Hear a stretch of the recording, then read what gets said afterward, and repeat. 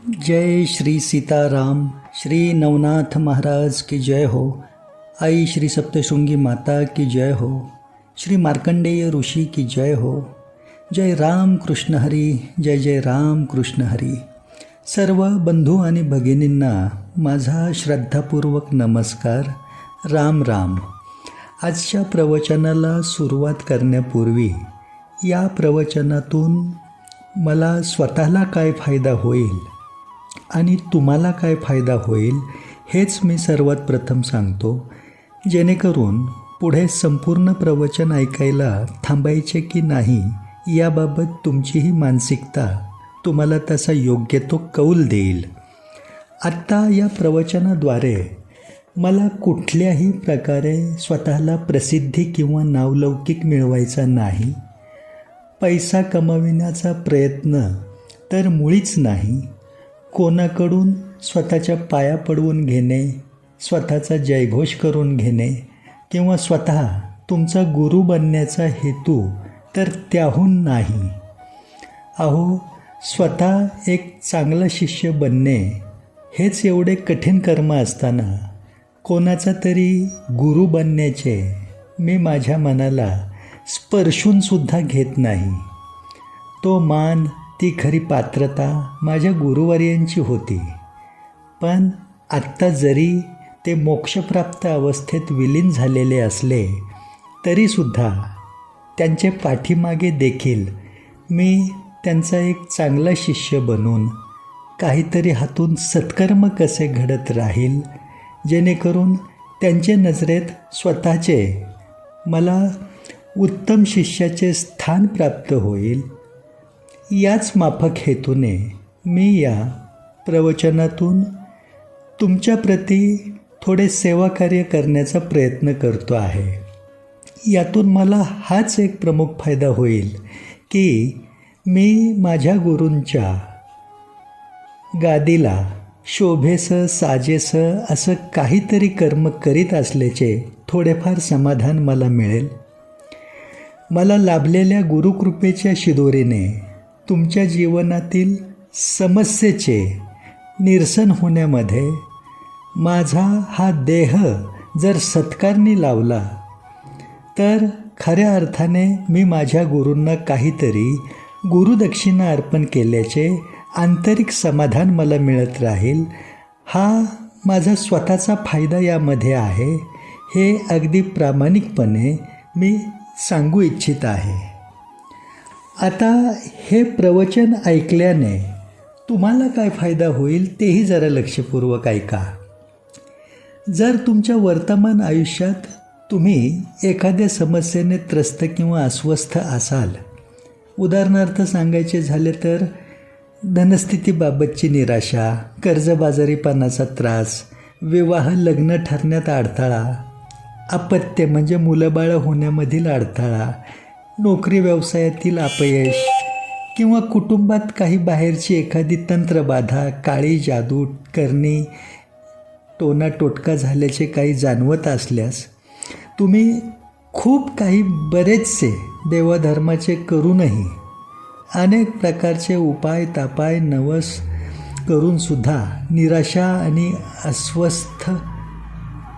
अस्वस्थता असेल मनामध्ये, त्याचबरोबर दीर्घकाळ म्हणजे बरेच दिवस पूजा आराधना, मंत्रजप, ध्यान धारणा, अनुष्ठान, व्रत वैकल्य, उपास तापास करून देखील अपेक्षित अशी आध्यात्मिक प्रगती तुमची तुम्हाला दिसत नसेल, देवाधर्माचे काही करण्याची इच्छा होत नसेल, त्यामध्ये मन रमत नसेल, मनाला शांती जाणवत नसेल, म्हणजे सतत मनात कोणते ना कोणते काल्पनिक भय, हे असे झाले तर काय होईल, तसे झाले तर काय होईल, किंवा जे घडू नये असे वाटते तेच नेमके मनाविरुद्ध इच्छेविरुद्ध घडत राहते वारंवार, कसल्याच प्रकारची मनाला शांतता नाही, किंवा देवाधर्माप्रती विश्वासार्हताच मनातून निघून जाणे, देवधर्म दानधर्म या सर्व बाबत थट्टामस्करी करावीशी वाटणे, त्याची टर उडवावीशी वाटणे, त्याला कमी महत्त्व देणे, असे मनात विचार येत राहणे, किंवा हे असं देवधर्माचं करून काही कुठे होत असतं का, तसं करून काही मिळत असतं का, अशी अपूर्ण विचारधारा मनामध्ये घर करून राहणे. जे काही आहे ते स्वतःच्या कर्मानेच होत असते, कर्म केल्यानेच घडत असते, हे असं मनात येतं आणि त्यामुळे दैवी कृपाच मन नाकारू लागतं. हे सगळं करत असताना मग कोणीतरी भगवद्गीतेचं सारच डोळ्यासमोर ठेवतं. श्रीकृष्णाने भगवद्गीतेमध्ये सांगितलं आहे की कर्म करा, फळाची अपेक्षा ठेवू नका. त्यामुळे फक्त कर्म करत राहण्याला प्राधान्य द्यायचं. कारण या जन्मामध्ये, या आयुष्यात, वर्तमानात लाभलेला जन्म हा कर्मप्रधान असल्याने फक्त कर्मच केलं पाहिजे, फळाची अपेक्षा न ठेवता, याच्यावर विश्वास ठेवूनसुद्धा जगत असताना उलट पक्षी एक भाग विसरला जातो. तो म्हणजे मुळात श्रीकृष्णाने भगवद्गीतेमध्ये जे सार सांगितलं आहे त्याचा अर्थ हा खरा आणि परिपूर्ण सखोल असा आहे की कर्म करणे तुमच्या हाती आहे, त्या कर्माचा मिळणारा अधिकार तुमच्या हाती नाही. म्हणजेच काय की आम्ही कर्म करू शकतो, पण त्या कर्माचं फळ नेमकं आपल्याला काय मिळेल हे भगवत कृपा ठरवते, असा भावार्थ त्याच्या मागे आहे. आणि प्रत्येक कर्म हे फळाची अपेक्षा ठेवूनच केलं जातं. फळाची अपेक्षा न ठेवता केलं गेलेलं कर्मसुद्धा व्यर्थ ठरतं. हे सत्य विसरता कामा नये. आणि नेमकी याच वैचारिक घालमेलीत मनाची कोंडी आणि कुचंबना करून घेत आयुष्य जगत असताना सतत अपयश आणि नैराश्य वाट्याला येत राहणे, ही समस्या समजा जाणवत असली, किंवा जिथे देवधर्म, दानधर्म या बाबतीत काही धन खर्ची करण्याचा मुद्दा येतो, तिथे मनात खूप खोलवर विचार मन करू लागतं आणि ते करण्यापासून स्वतःला दूर ठेवतं, वंचित ठेवतं. परंतु आनंदोत्सव कुठल्याही प्रकारचा, कुठलेही निमित्त साधून साजरा करण्यामध्ये कुठल्याही प्रकारचा विचार न करता स्वतःकडून निरर्थक स्वरूपात मोठ्या प्रमाणात स्वतःच्या धनाचा खर्च होत राहणे. त्या खर्ची होणाऱ्या धनामध्ये जवळ पुरेसं धन नसेल तर त्याबाबतचे ऋण काढून, कर्ज काढून तो आनंदोत्सव साजरा करूशी वाटणे. मग तो स्वतःचा वाढदिवस असेल, लग्नाचा वाढदिवस असेल, नवीन मराठी वर्षाचा आरंभ असू देत, इंग्रजी वर्षानुसार नवीन वर्ष चालू होता असू देत, किंवा कुठल्याही प्रकारचा विवाह सोहळा असू देत, आनंदोत्सवाला फक्त कुठलं तरी निमित्त हेरून मोठ्या प्रमाणात कुठलाही विचार न करता धन खर्च करूशी वाटणे. त्यातून जो आनंद मिळवायचा असतो, अपेक्षित असतो, तो पूर्ण समाधान न देणारा समोर येतो. त्याला तो आनंदोत्सव साजरा करते वेळीच काहीतरी गालबोट लागतं दुःखाचं, किंवा जरी तो आनंदोत्सव साजरा झाला यशस्वीरित्या तरी त्यातूनच पुढे दीर्घकाळ त्रास देणारं काहीतरी दुःख प्रकट होतं. हे सगळं जर असं आयुष्यामध्ये घडत असेल की नाही, तर त्या सर्व प्रकारच्या प्राक्तनाच्या दूषित पार्श्वभूमीमध्ये नेमकं आपल्याकडून काय करायचं राहत आहे, आपण नेमकं काय केलं पाहिजे, याची तर वाट तुम्हाला या प्रवचनातून सापडणार आहे.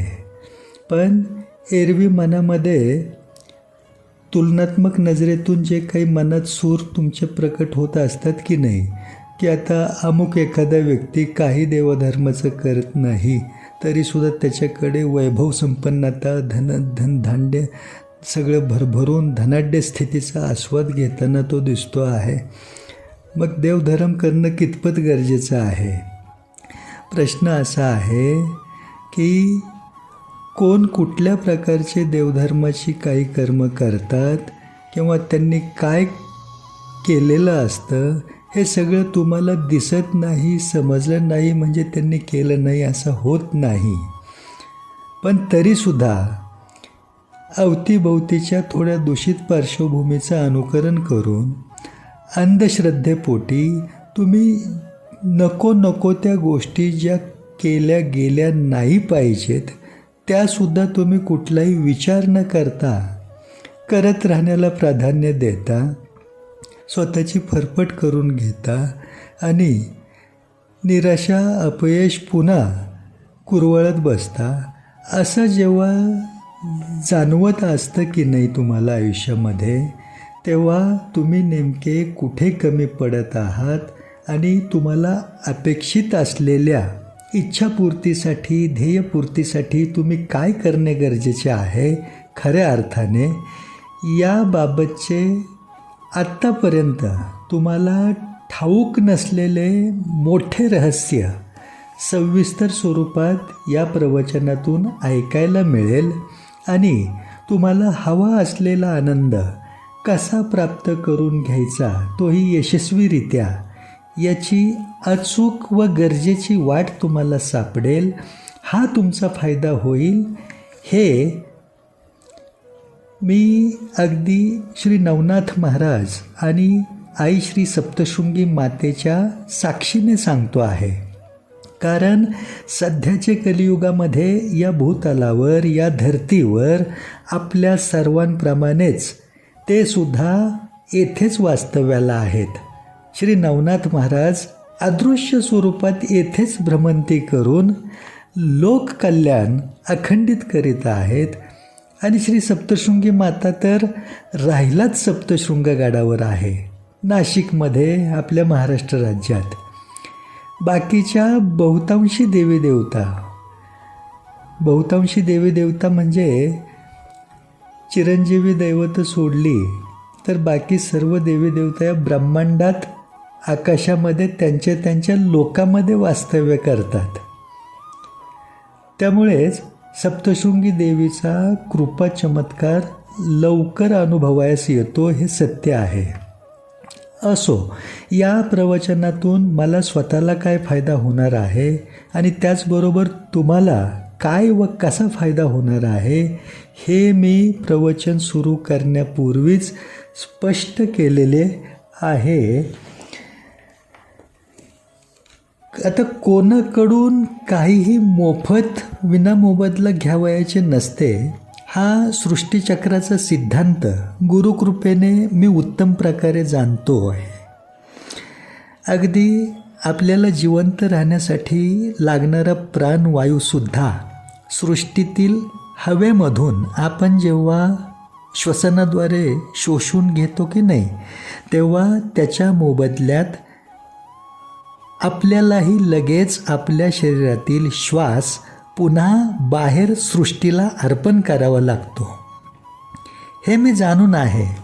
त्यामुळे आत्ता या प्रवचनाचे समयी मी तुमचा वेळ जरी घेत असलो तरी तो मोफत न घेता त्याच्या मोबदल्यात मला माझ्या गुरुकृपेने लाभलेले तुमचे संपूर्ण हित साधून देणारे रहस्यमयी सार सांगणार आहे.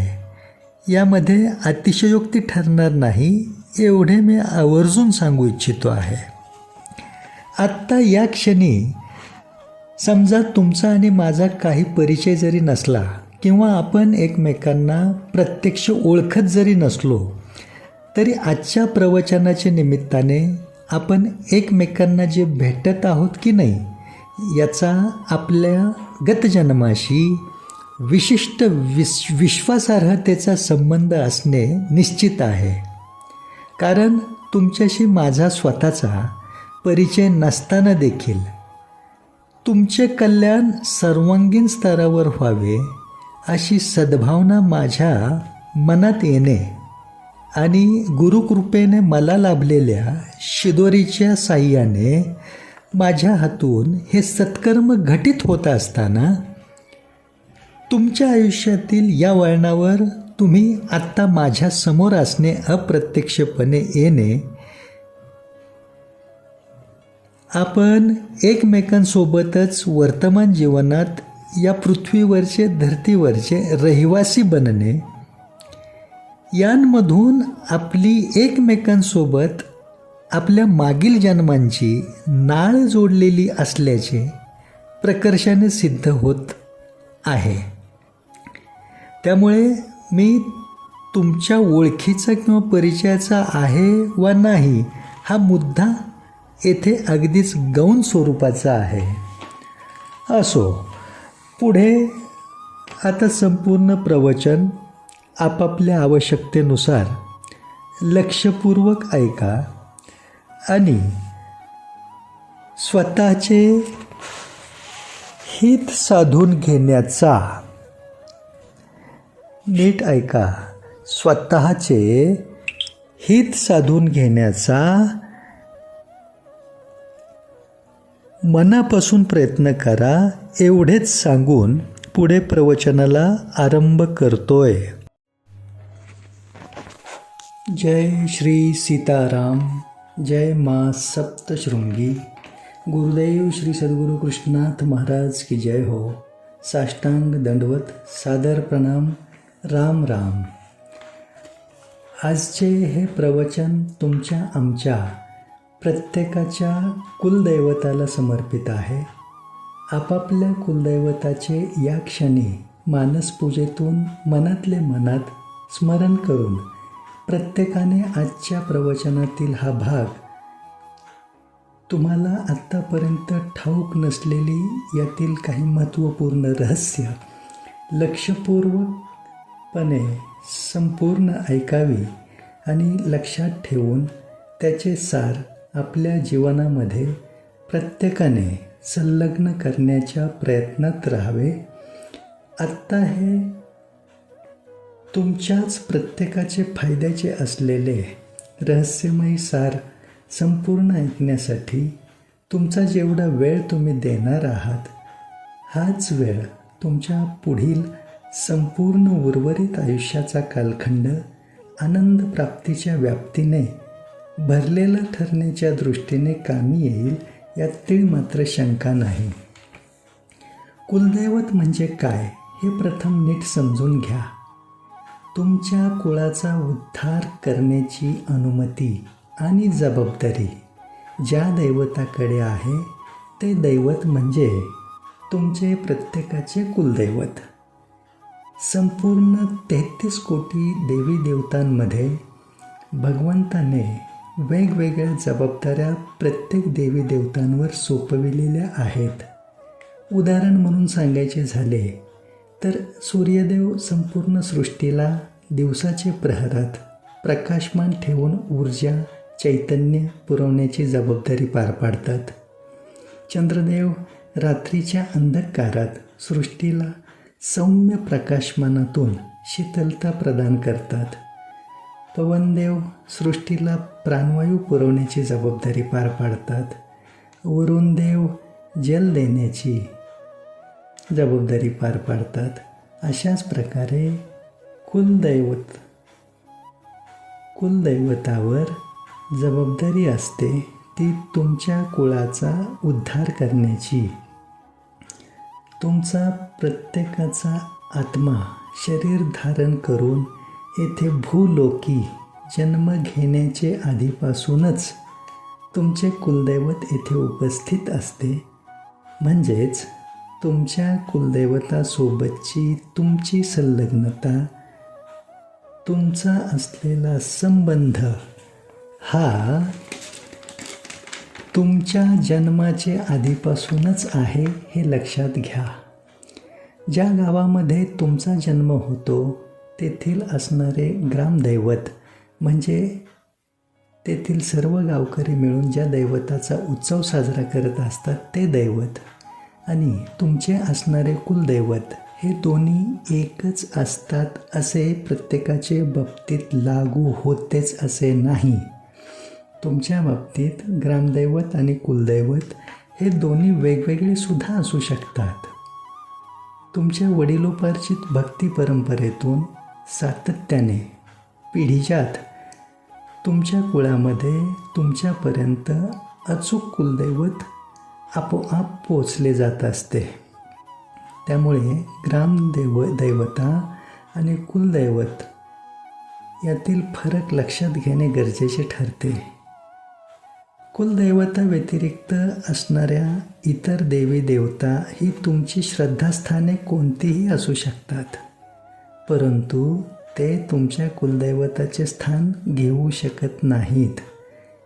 त्यामुळे कुलदैवत सोडून तुम्ही या भूतलावरची 68 तीर्थ, 4 धाम, सर्व बाकीची तीर्थक्षेत्रीची यात्रा जरी केली तरी ती निष्फळ ठरते.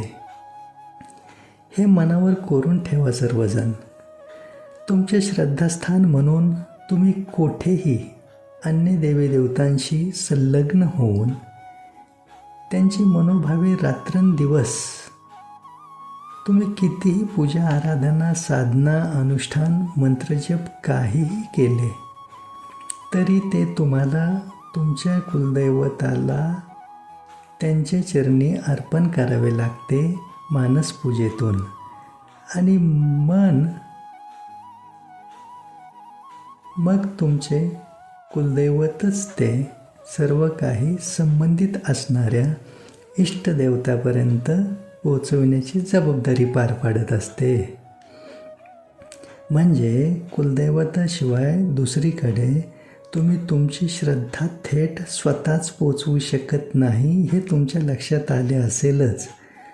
उलट पक्षी बाकीचे काहीही तुमच्या हातून हो ना हो, पण कुलदैवत सदैव तुम्ही प्रसन्न ठेवणे आणि प्रसन्न ठेवण्यासाठी प्रयत्न केलेत तरी तुमच्या जीवनात तुम्ही आनंदाची अनुभूती भरभरून घेत राहाल यात शंकाच नाही काही. कुलदैवत हे तुमच्या आमच्यासाठीच अतिमहत्त्वाचे आणि अत्यावश्यक आहे असे नाही. आपले बजरंगबली, हनुमान, एकमेव रामदूत असणारे चिरंजीवी दैवत त्यांचे कुलदैवताशिवाय पान हलत नाही. कसे ते लक्षपूर्वक ऐका. उदाहरण म्हणून थोडे संक्षिप्त स्वरूपातच सांगतो, कारण रामायणातील दृष्टांत सविस्तर सांगायला वेळ वाढेल आणि महत्त्वाचा आपल्याला कुलदेवीचे महात्म्याशी निगडीत बाजूला वेळ कमी पडेल म्हणून. असो, रावणाने सीतामातेला कपटनीतीद्वारे पळवून नेल्याच्या नंतर सीतामातेचा शोध घेण्याच्या प्रवासात मध्ये ज्यावेळी मोठा जलाशय समुद्र आडवा आला तेव्हा संबंधित सर्वांमध्ये मोठे प्रश्नचिन्ह निर्माण होऊन बसले. त्यावेळी सुग्रीव महाराजांनी बजरंगबलींना म्हणजे हनुमानजींना सुचवले की तुमच्याकडे उड्डाणविद्या जन्मताच आहे, त्यामुळे तुम्ही हवेत उड्डाण करून या वाटेतील हा समुद्र सहजपणे ओलांडून जाऊ शकता. मग त्याप्रमाणे हनुमानजींनी हवेत उड्डाण करण्याचा प्रयत्न करण्यास सुरुवात केली, पण काही केले हवेत उड्डाण करण्यात त्यांना यशच येईना. त्यावेळी तेथे त्यांच्यासोबत असलेले सर्वजण आश्चर्यचकित झाले. स्वतः बजरंगबलीसुद्धा चिंताग्रस्त झाले. त्यांना त्यांचे नेमके काय आणि कुठे चुकते आहे हेच समजेना. तेव्हा जांबुवंत महाराज त्यांच्याजवळ गेले आणि त्यांनी बजरंगबलींना विचारले की तुम्ही श्री गणेशाचे स्मरण केले का? हनुमानजींनी हो केले म्हणून सांगितले. मग विचारले माता पित्याचे स्मरण केले का? तर हनुमान म्हणाले केले आहे. पुढे जांबुवंतांनी विचारले कुलदैवताचे स्मरण तुम्ही केले आहे का? तेव्हा मात्र हनुमानजींचा चेहरा ओशाळला. त्यांनी हात जोडून जांबुवंतांची माफी मागितली आणि म्हणाले माझ्याकडून तेच नेमके मी विसरलो होतो. त्यापुढे मग बजरंगबलींनी त्यांचे कुलदैवत असणाऱ्या वरुण देवांचे स्मरण करून हवेत उड्डाण करण्याचा जेव्हा प्रयत्न केला तेव्हाच ते सहजपणे हवेतून उड्डाण करून वाटेतील तो समुद्राचा अडथळा पार करून तो समुद्र ओलांडून जाण्यामध्ये यशस्वी होऊ शकले. सांगण्याचे तात्पर्य काय, जर बजरंगबली सुद्धा कुलदैवताशिवाय यशस्वी होऊ शकत नसतील तर तुम्ही आम्ही तर कोणीच नाही. त्यामुळे तुमचे श्रद्धास्थान म्हणून अन्य इष्टदैवत कोणतेही असले तरी कुलदैवतच अतिमहत्त्वाचे आहे हे ध्यानात ठेवूनच आयुष्य जगणे गरजेचे आहे. ही बाब प्रत्येकाने विचारात घेतली पाहिजे. आता तुम्ही म्हणाल, दादा जर फक्त आपले कुलदैवतच अतिमहत्त्वाचे आहे म्हणून तुम्ही सांगत आहात, मग आपण बाकीचे देवी देवतांचे जे काही करतो त्याचा उपयोगच होत नाही का? मनातील या शंकेचे निरसन म्हणून इतके स्मरणात ठेवायचे की श्रद्धापूर्ण भक्तिभावाने अन्य सर्व आपल्याला प्रिय असलेल्या देवी देवतांचे सर्व काही करा, पण ते आपल्या कुलदैवताचे चरणी समर्पण भावातून अर्पण करा. तरच ते संबंधित इष्टदैवतापर्यंत पोचेल आणि त्यांचे सुद्धा आशीर्वाद, विशिष्ट कृपा तुम्हाला लाभत राहील आणि ती कृपा, तो आशीर्वादसुद्धा तुम्हाला तुमच्या कुलदैवतामार्फतच तुमच्यापर्यंत सहजपणे पोहोचेल. मात्र अट एकच आहे, ती म्हणजे सर्वप्रथम तुम्ही तुमच्या कुलदैवताला प्रसन्न ठेवण्यासाठी प्रयत्नशील राहणे गरजेचे आहे. तसे पाहायला गेले तर तुमच्या कुलदैवताशिवाय असणाऱ्या प्रत्येक देवी देवतांमध्ये सुद्धा तुमचा उद्धार करण्याचे सामर्थ्य आहेच. कमकुवत कोणीच नाही, परंतु ती अनुमती आणि जबाबदारी केवळ तुमच्या कुलदैवताकडेच भगवंताने दिलेली आहे, सोपविलेली आहे. याचा केव्हाच विसर पडू द्यायचा नाही. आता आपण अत्यंत गंभीर स्वरूपाच्या रहस्याकडे वळूयात. मला भेटणाऱ्या बहुतांशी व्यक्तींचा सूर मला असा निदर्शनास येत असतो की त्यांचे म्हणणे असते, दादा आम्ही आमच्या कुलदैवताचे खूप काही करतो. दरवर्षी यात्रा पण आम्ही न चुकता करतो. यात्रेच्या दिवशी दरवर्षी कुलदैवताचे दर्शन घ्यायला जातो, तेथे नैवेद्य अर्पण करतो. पण तरीसुद्धा आम्हाला अनेक प्रकारच्या अडचणी, समस्या, अपयश, दुःख, कष्ट सारखे चालूच आहेत दादा. त्यामुळे मग मनात येत राहते की कुलदैवताचे एवढे करूनसुद्धा काही उपयोग का होत नाही. असे निराशावादी सूर जेव्हा लोकांचे तोंडून मी ऐकतो तेव्हा 95% लोक सरासरी आपल्या कुलदेवीला कळत नकळतपणे कमी महत्त्व देत असल्याचे किंवा विसरल्याचे प्रकर्षाने सिद्ध झाल्याचे जाणवते. त्यामुळे या प्रवचनातील इथून पुढचा शब्दांशब्द लक्षात ठेवण्याच्या हेतूने जर तुम्ही ऐकलात आणि त्यानुसार केले तर तुमच्या भाग्याचा उदय म्हणजे तुमचा भाग्योदय आतापासूनच झाला असे मानण्यात काही गैर ठरणार नाही. प्रत्येकाच्या आयुष्यातील सर्व प्रकारच्या आनंद प्राप्तीचे एकमेव सर्वात मोठे रहस्य म्हणजे कुलदेवीची प्रसन्न कृपादृष्टी हेच आहे. केवळ आपल्या कुलदैवतालाच प्रसन्न ठेवल्याने पूर्णता लाभत नाही, तर पूर्णता येते ती आपल्या कुलदेवीला प्रसन्न ठेवल्याने. कारण कुलदेवी म्हणजेच शक्ती आहे आणि शक्तीशिवाय स्वतः शिवसुद्धा अपूर्ण आहेत. शिवमध्ये इकार म्हणजे शक्ती आहे. इकार म्हणजे ती ईची मात्रा जर नसेल तेथे तर शिवसुद्धा शव म्हणजेच प्रेत ठरतात. यावरून शक्तीशिवाय पूर्णत्वच नाही हे तुमच्या लक्षात आले आहे. संपूर्ण सृष्टीचक्र हा जगत संसार सर्व काही शक्तीमार्फतच क्रियाशील आहे, सातत्याने. कारण ही सृष्टी उत्पत्ती होण्याआधी प्राकट्य झाले ते आदिशक्तीचेच. हा उगम प्रत्येकाने केव्हाच विसरता कामा नये. आणि प्रत्येकाची कुलदेवी ही आदिशक्तीचेच अंशात्मक स्वरूप आहे हे प्रत्येकाने आपापल्या मनावर कोरूनच ठेवले पाहिजे. आणि प्रत्येकासाठी सर्व प्रकारच्या आनंद प्राप्तीसाठी तेच अतिगरजेचे आहे.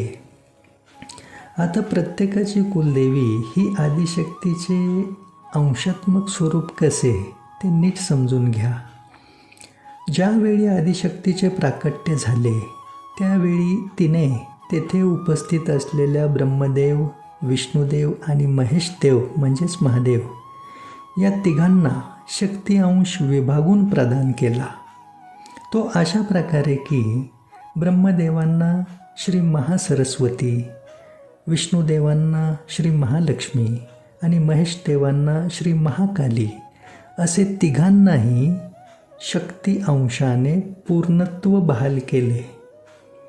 पुढे याच तिन्ही शक्तींच्या स्त्रोतामधून अंशात्मक स्वरूपात अन्य देवी रूपांची उत्पत्ती होत गेली व त्या देवी रूपातीलच कोणी एक देवी कोणाची न कोणाची कुलदेवी बनलेली आहे.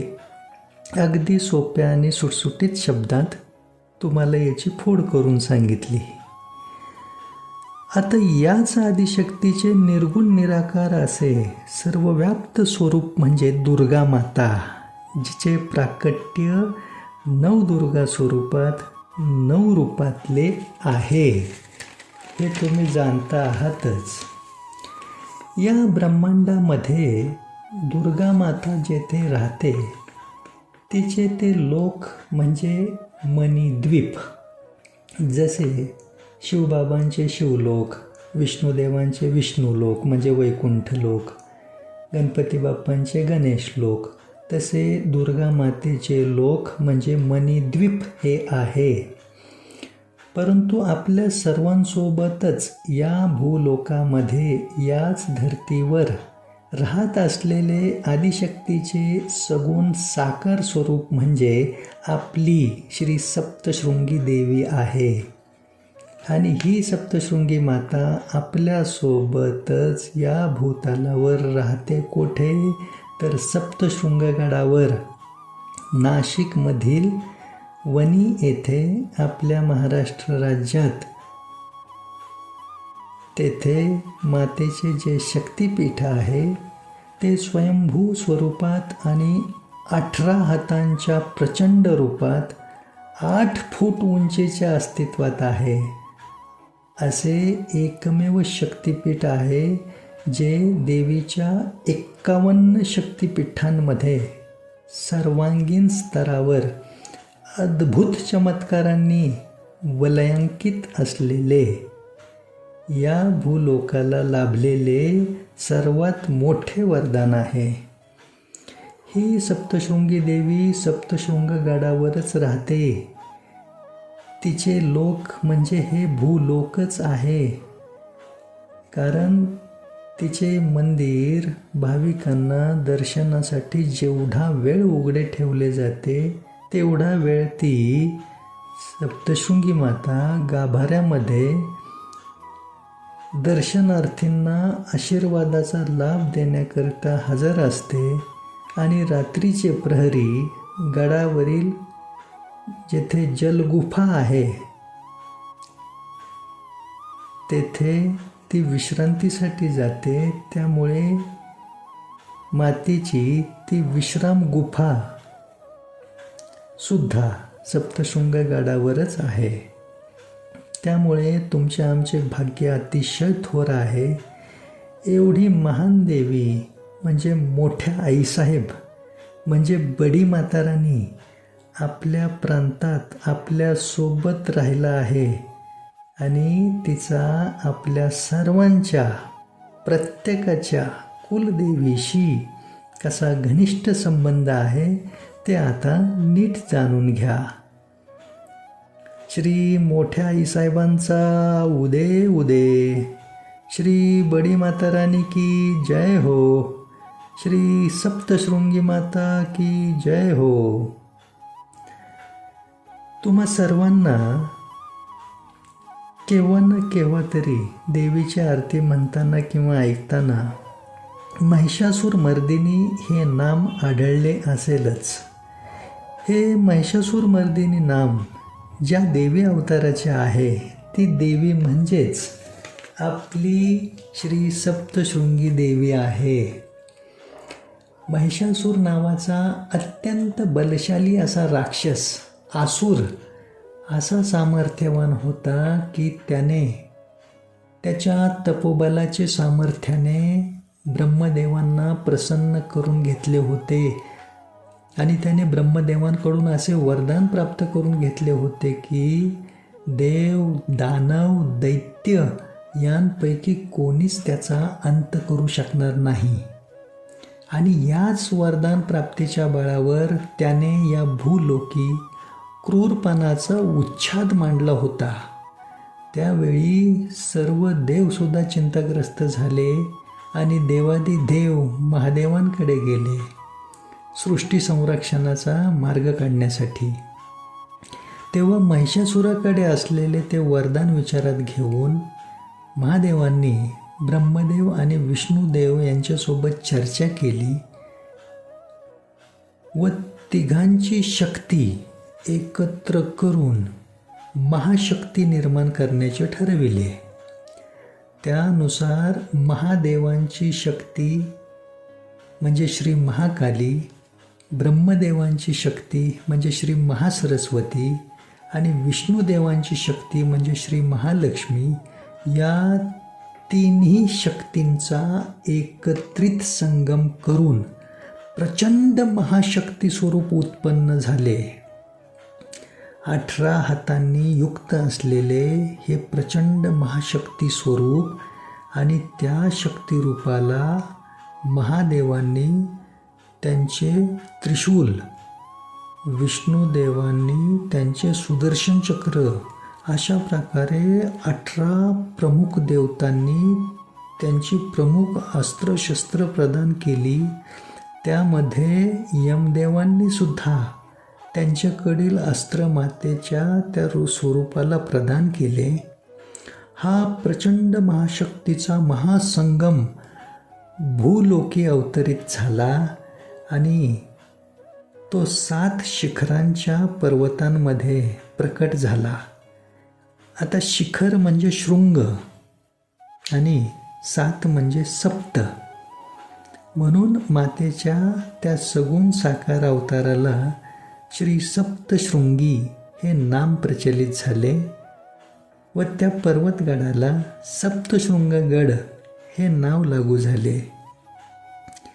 तेथेच श्री सप्तशृंगी देवीने महिषासूर राक्षसाचे शिर कापून त्याचा वध केला. त्यामुळे श्री सप्तशृंगी देवीला महिषासूर मर्दिनी हे नाम प्राप्त झाले. आणि महत्त्वाचे म्हणजे सृष्टीच्या संरक्षणासाठी लोककल्याण निरंतर चालू ठेवण्यासाठी श्री सप्तशृंगी देवी 18 हातांनी युक्त अशा प्रचंड महाशक्तिशाली स्वयंभू स्वरूपातच सप्तशृंगगडावर कायमस्वरूपी स्थिरावली. तेथीलच निवासिनी श्री सप्तशृंग निवासिनी बनून अखंडित राहिलेली आहे. सप्तशृंगगडाचे शिखरावर वर्तमानात आज तेथे मातेच्या दर्शनाला जाणाऱ्या प्रत्येकाला ज्या कीर्तिध्वजाचे दर्शन घडते त्या ठिकाणीच मातेने महिषासुराचे शीर म्हणजे मुंडके कापून हातात घेतले होते. तेथे ध्वज लावण्यासाठी जाण्याची जी वाट, जो रस्ता आहे, तो श्री सप्तशृंगी मातेनेच एका पुण्यवान गवळ्याला दाखवून दिला आणि त्याच्या कुळामध्येच पुढे तेथे ध्वज लावण्यासाठी संबंधित व्यक्तीला माता तिथपर्यंत पोचण्याची वाट दाखवित असते. ती वाट शोधण्याचे आत्तापर्यंत इतर बुद्धिमान संशोधकांनी, संशोधनकर्त्यांनी अनेक वेळा प्रयत्न करून पाहिले. अगदी हेलिकॉप्टरचा देखील वापर करून प्रयत्न केले गेले, परंतु कीर्तिध्वजापर्यंत जाण्याचा रस्ता अद्याप कोणीच शोधू शकण्यात यशस्वी होत नाही. असे अनेक अद्भुत चमत्कार आहेत सप्तशृंगगडावर. अशी ही चमत्काराचे दुसरे नाव असणारी श्री सप्तशृंगी देवी तुमच्या आमच्या प्रत्येकाच्या कुलदेवीचे मूळ स्थान आहे. कारण श्री महासरस्वती, श्री महालक्ष्मी आणि श्री महाकाली या 3 महाशक्तींचा एकत्रित महासंगम म्हणजे श्री सप्तशृंगी देवी आहे. हे तुम्हाला समजले आहेच. आणि या 3 महाशक्तींपैकीच कोण्या एका शक्तीचं अंशात्मक स्वरूपातील एखादं देवी रूप ही तुमची आमची कोणती ना कोणती कुलदेवी आहे. म्हणजेच आपल्या प्रत्येकाच्या कुलदेवीचे मूळ श्री सप्तशृंगी देवी आहे. सगुण साकार स्वरूपात नवदुर्गांच्या 9 रूपातील प्रत्येकी 2 हातांसह एकूण 18 हातांनी युक्त अशी प्रचंड माता असलेली श्री सप्तशृंगी देवी ही मूळ आहे. आणि त्या मुळाशी संबंधितच पुढे वरील झाडाचे बुंदका, खोड, फांद्या, पाने, फुले, फळे असा अनेक देवी रूपांचा अंशात्मक भाग या भूतलावर सर्व व्याप्त झालेला आहे.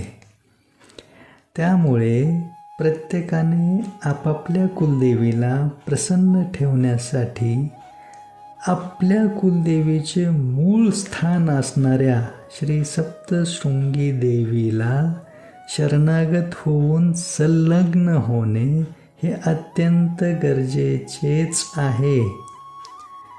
ज्या प्रकारे एखाद्या झाडाला किंवा रोपाला टवटवीत बहारदार ठेवण्यासाठी नियमितपणे त्याला त्याच्या मुळाशी पाणी घालावे लागते, केवळ त्याचे पानांवर, फांद्यांवर पाणी शिंपडत राहिल्याने पूर्ण हेतू साध्य होत नाही.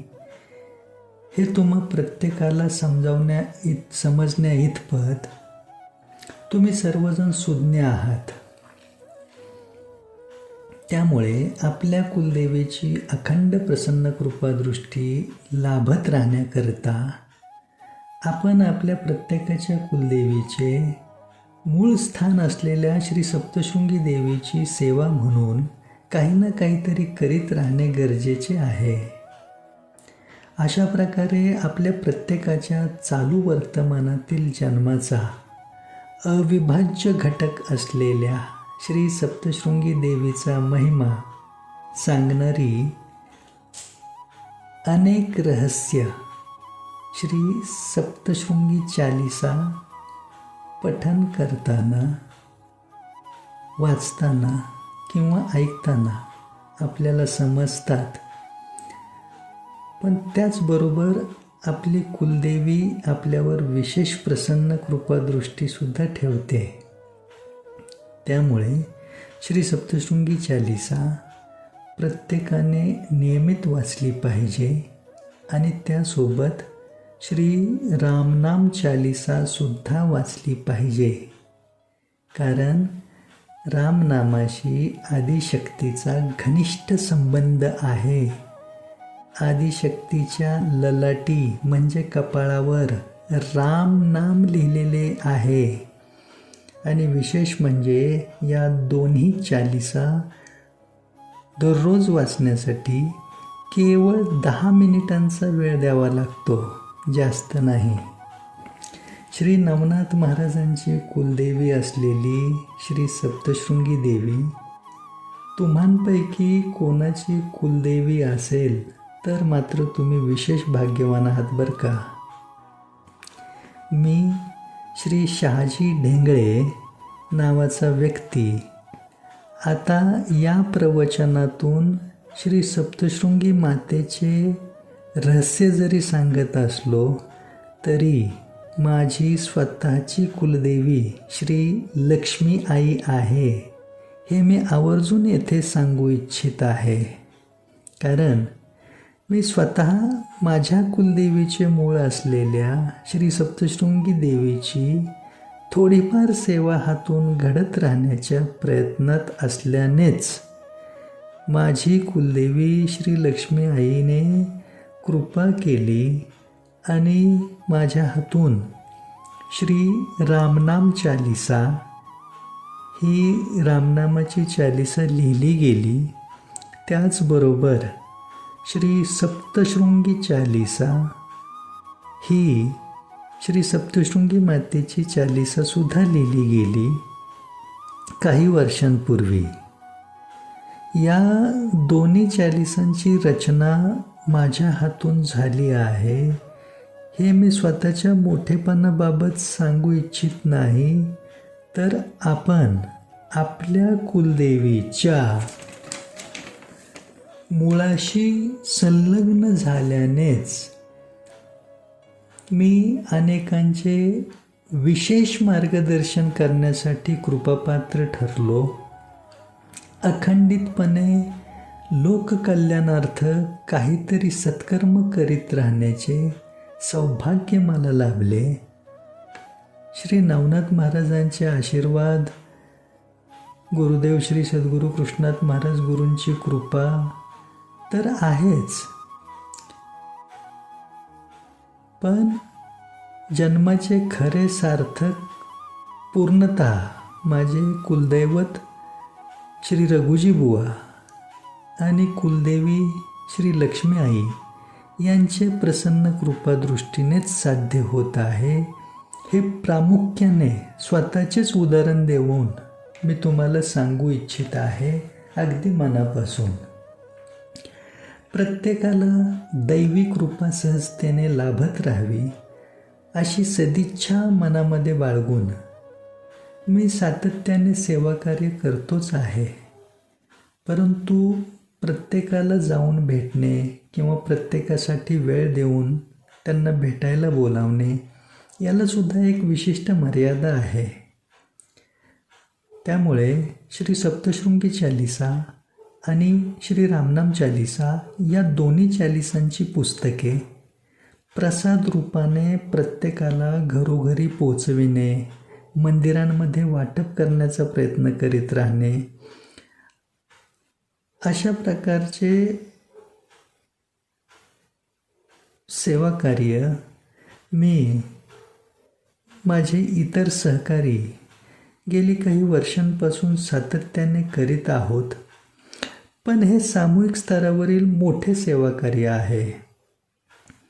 कारण आज आपल्या भारत देशाची लोकसंख्या 140 करोड इतकी असून त्यामध्ये हिंदू सनातनी वर्ग जवळजवळ 80 करोड लोकसंख्येचा आहे, असे शासकीय सर्वेक्षणाचे वास्तव आहे. त्यामुळे हाती घेतलेले हे सेवाकार्य काही दिवसांपुरते मर्यादित स्वरूपात राहणारे नसून हे अखंडित चालणारे आहे. त्यामुळे सध्याच्या जन्मातील आयुष्यभर जरी हे करीत राहण्याचा प्रयत्न केला तरी हे पूर्ण होणे अशक्यप्राय आहे. त्यामुळे पुढेसुद्धा हे चालूच राहावे आणि दैवी कृपेने अनेकांचे कल्याण नव्हे तर परम कल्याण होत राहावे सातत्याने, असा विशेष प्रयत्न आहे या सेवा कार्यामधून. श्री सप्तशृंगी चालिसा आणि श्री रामनाम चालिसा प्रत्येकासाठी आपापल्या कुलदैवताची विशेष कृपा प्राप्त करून घेण्याचा अतिशय सोपा मार्ग या सेवा कार्यातून आम्ही उपलब्ध करून दिलेला आहे, देत आहोत. आतापर्यंत लाखो लोकांपर्यंत या दोन्ही चालिसांची पुस्तके प्रसाद रूपाने पोचविण्यात गेले काही वर्षांपासून यश लाभत आहे. त्याचे काही पुरावे तसेच दोन्ही चालिसांची गायनबद्ध रूपात प्रदर्शित झालेली गीते, गाणी आणि प्रत्येकाला अत्यावश्यक असणाऱ्या ज्ञानाच्या इतर प्रवचनांचे व्हिडिओ, हे सर्व काही तुम्हाला यूट्यूब, गुगलच्या माध्यमातून पाहता येईल. त्याकरिता यूट्यूबवर आमचे जे चॅनल आहेत त्यापैकी श्री नवनाथ सत्वतीर्थ या नावाने एक चॅनल आहे.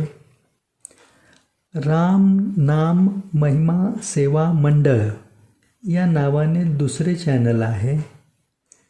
भक्ती TV 9 या नावाने तिसरे चॅनल आहे. शहाजी ढेंगळे चालिसा रचनाकार या नावाने नवीन चॅनल सुरू केलेले आहे. त्यासोबतच राम नाम महिमा सेवा मंडळ नावाने फेसबुक पेज व इंस्टाग्रामवर सुद्धा तुम्ही पाहिल्याच्या नंतर तुम्हाला एकंदरीत सर्व अंदाज येऊ शकेल. या सेवा कार्याद्वारे श्री रामनाम चालिसा व श्री सप्तशृंगी चालिसा ही दोन्ही पुस्तके छापण्याकरिता प्रिंटिंगचा खर्च, पोस्टल सर्व्हिसचा, कुरिअर सर्व्हिसचा खर्च, म्हणजे पोस्टाने कुरिअरने दूरवर वितरण करण्यासाठी लागणारा खर्च, विविध मंदिरांमधून भक्तगणांमध्ये वाटप करताना यात्रा खर्च, प्रवास खर्च इत्यादी अशा अनेक प्रकारच्या खर्चाकरिता सातत्याने आम्हाला आर्थिक स्तरावर पाठबळाची आवश्यकता भासते. दोन्ही चालिसांची पुस्तक विक्री करून तो जो मार्ग आहे तो उपलब्ध करून अशा धर्मकार्याचे आणि सेवा कार्याचे व्यावसायीकरण हातून होऊ नये अशी सद्भावना ठेवून हे सेवा कार्य करीत आहोत. त्यामुळे या प्रवचनाच्या माध्यमातून मी आपणास नम्र विनंती करू इच्छितो आहे की आपणही आपापल्या कुलदेवीच्या सेवेचा एक भाग समजून आपापल्या आर्थिक क्षमतेनुसार आपणास जेवढे शक्य होईल त्या प्रमाणात तुम्ही आता स्क्रीनवर पाहत असलेल्या बँक खात्यावर अवश्य आर्थिक सहकार्य पाठवण्याचा प्रयत्न करावा. आपल्या स्वतःसोबत इतरांचेही कल्याण व्हावे अशा सद्भावनेतून जी काही धनाची रक्कम तुम्ही या खात्यावर पाठवू शकाल त्याने तुम्हालाही विशेष दैवी कृपा लाभेल हे निश्चित आहे. हे सेवा कार्य अखंडित करीत राहण्यामागे वैयक्तिक कीर्ती, ख्याती, प्रसिद्धी मिळवण्याचा हेतू बिलकुल नाही किंवा अशा प्रकारे व्यवसाय किंवा अर्थार्जन करणे हे छुपे उद्दिष्ट त्याहून नाही. कारण अशा मलिन सरणीच्या विचाराने जर मी हे सेवा कार्य करण्याचे मनात ठरवून बसलो असतो तर श्री सप्तशृंगी मातेने या सेवा कार्याचा उगम असलेल्या श्री रामनाम चालिसा आणि श्री सप्तशृंगी चालिसा या दोन्ही चालिसा ज्या कधी काळी या भूतलावर अस्तित्वातच नव्हत्या, त्या दोन्ही रचना माझ्या हातून करवून घेतल्याच नसत्या. त्यामुळे पुढील आत्तापर्यंतचा हा एवढ्या दीर्घ कालखंडाचा सेवा कार्याचा प्रवास देखील होऊ शकला नसता. हे तुम्हालाही समजू शकते आहे. आजपर्यंत देवीची 51 शक्तिपीठं, 12 ज्योतिर्लिंग, अष्टविनायक, 11 मारुती मंदिरं, भारतातील जवळजवळ सर्व प्रमुख तीर्थक्षेत्र, केदारनाथ असो किंवा 144 वर्षांनंतर आलेला प्रयागराज येथील त्रिवेणी संगमावरचा पूर्ण महाकुंभमेळा उत्तर प्रदेशमधला, तेथेसुद्धा या दोन्ही चालिसा प्रसाद रूपाने भरभरून वितरित करणे यशस्वी होऊ शकले. प्रिंटिंग खर्च, डाक सेवेचा खर्च, कुरिअर सेवा, यात्रा प्रवास खर्च अशा अनेक खर्चांसह घरोघरी दोन्ही चालिसा मागणाऱ्या इच्छुक भाविकांना त्यांच्या पत्त्यांवर घरपोच पाठविताना, मंदिरांमध्ये वाटप करताना कुलदेवी हा एकच शब्द स्मरणात ठेवून सेवा कार्य योग्य समाधानात अखंडित जरी चाललेले असले तरी कमी वेळेत जास्तीत जास्त लोकांना कसे लाभान्वित करता येईल असाच विशेष प्रयत्न करीत आहोत आम्ही. केवळ श्री सप्तशृंगी मातेच्या दर्शनाला नाशिकमध्ये सप्तशृंग गडावर रोजचे 1.5-2 लाख भाविक येतात. अयोध्या येथील श्री राम जन्मभूमीतील श्रीरामांचे जे मंदिर आहे त्या मंदिरामध्ये रोजचे 3-4 लाख भाविक येत असतात.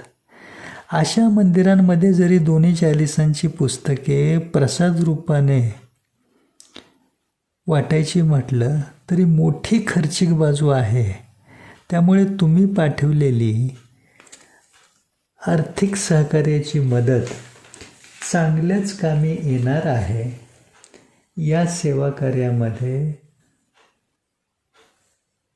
दान स्वरूपात काही रक्कम तुम्हाला स्क्रीनवर दिसत असलेल्या खात्यावर पाठवून देताना या आपल्या पैशाचे पुढे काय होईल असा प्रश्न जेव्हा मनात येईल की नाही, तेव्हा इतकेच स्मरणात असू द्या की कुलदेवीच्या सेवेद्वारे ही रक्कम दान करीत आहोत, डोनेट करीत आहोत.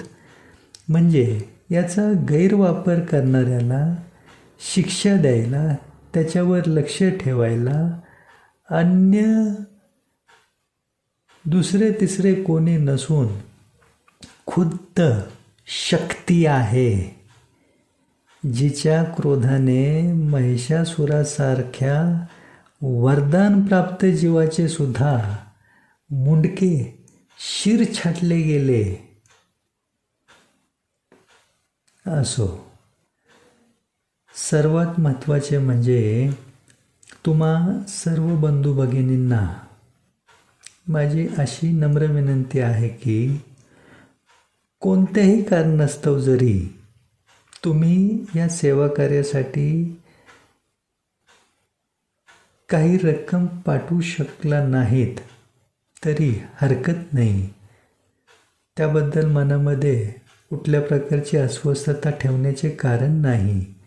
परंतु तुम्हाला स्क्रीनवर दिसत असलेल्या संपर्क क्रमांकावर संपर्क करून तुम्ही तुमच्या स्वतःसाठी श्री रामनाम चालिसा आणि श्री सप्तशृंगी चालिसा ही दोन्ही पुस्तके घरपोच मिळण्यासाठी तुमचा पत्ता अवश्य सांगा. दोन्ही पुस्तके प्रसाद रूपाने तुम्हाला अवश्य मिळतील. त्याचे नियमित वाचन करा. फक्त 10 मिनिटे लागतात त्यासाठी. त्याने तुमची कुलदेवी तुमच्यावर अखंड प्रसन्न राहीलच आणि तुम्हाला सर्व प्रकारचा आनंदसुद्धा तिच्या कृपेने लाभत राहील, यात तीळ मात्र शंका नाही. आता एक मुद्दा विशेष करून तुम्हाला सांगूशी वाटतो आहे, तो असा की हे प्रवचन तुम्हाला पुन्हा जसा वेळ मिळेल तसा तुमच्या वेळेच्या अनुकूलतेनुसार वारंवार अनेकदा ऐकण्याचा प्रयत्न करा.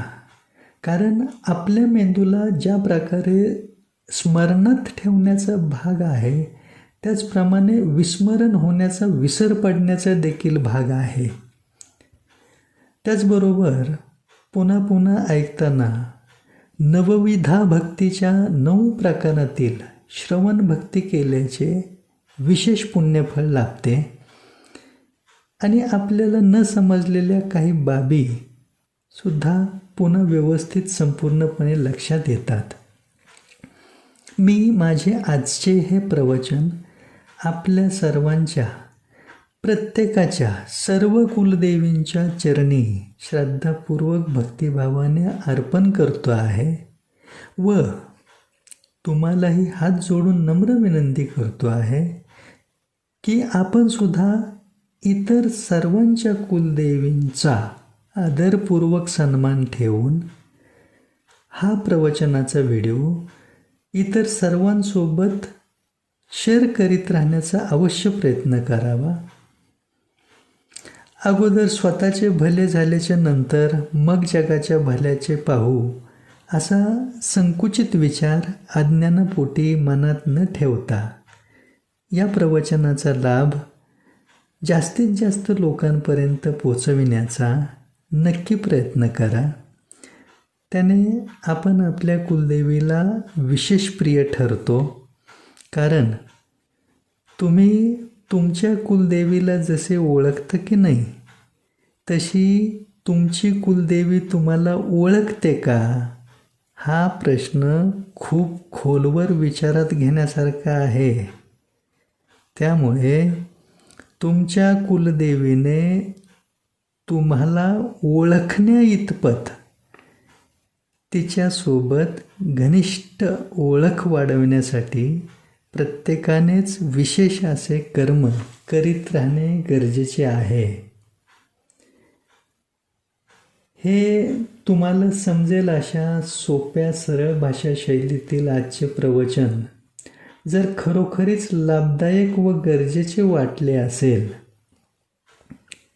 तर या व्हिडिओला लाईक आणि शेअर करा, चॅनलला सबस्क्राईब करा व आपल्या कुलदेवी प्रित्यर्थ सेवाभाव म्हणून या सेवा कार्याच्या वाटचालीमध्ये स्क्रीनवर दिसत असलेल्या बँक खात्यावर आपापल्या आर्थिक क्षमतेनुसार जमेल तेवढी रक्कम आर्थिक सहकार्य म्हणून, मदत म्हणून, दान म्हणून, डोनेट स्वरूपात अवश्य पाठवण्याचा प्रयत्न करा. शुभम भवतु. जय श्री सीताराम. श्री मोठ्या आईसाहेबांचा उदे उदे. श्री बडी माता रानी की जय हो. श्री सप्तशृंगी माता की जय हो. जय माँ सप्तशृंगी. आई सप्तशृंगी माता की जय हो.